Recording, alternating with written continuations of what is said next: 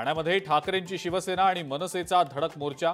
ठाणे पालिकेतला भ्रष्टाचार, वाहतूक कोंडी आणि पाणी प्रश्नावर काढला मोर्चा। गोरेगाव पत्राचाळीमध्ये प्लास्टर कोसळलं, सुदैवानं जीवितहानी नाही। विकासकावर निकृष्ट कामाचा आरोप। आगामी निवडणुका काँग्रेस स्वबळावर लढण्याबाबत वरिष्ठ नेते आणि पदाधिकाऱ्यांचा हायकमांडकडे आग्रह। रमेश चेन्नीथला दिल्लीत हायकमांडकडे प्रस्ताव देणार, सूत्रांची माहिती।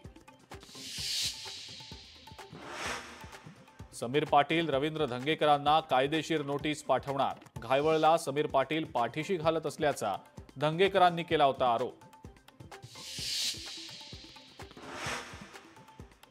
चंद्रकांत दादांच्या मार्फत माझ्यावर मोक्का लावण्यासाठी समीर पाटील पोलिसांसोबत तयारी करतोय।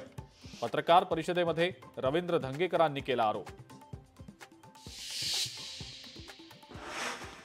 निलेश घायवळला शोधण्यासाठी पुणे पोलिसांनी काढली blue corner notice.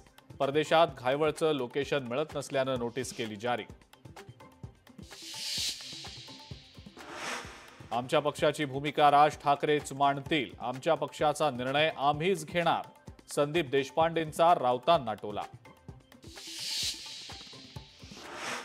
Ladki Bahin योजनेसाठी ई केवायसीतल्या अटींचा गोंधळ। ई केवायसी करताना लागणार वडील किंवा नवऱ्याची कागदपत्र। पती अथवा वडील हयात नसलेल्या महिलांनी काय करायचं, सवाल उपस्थित।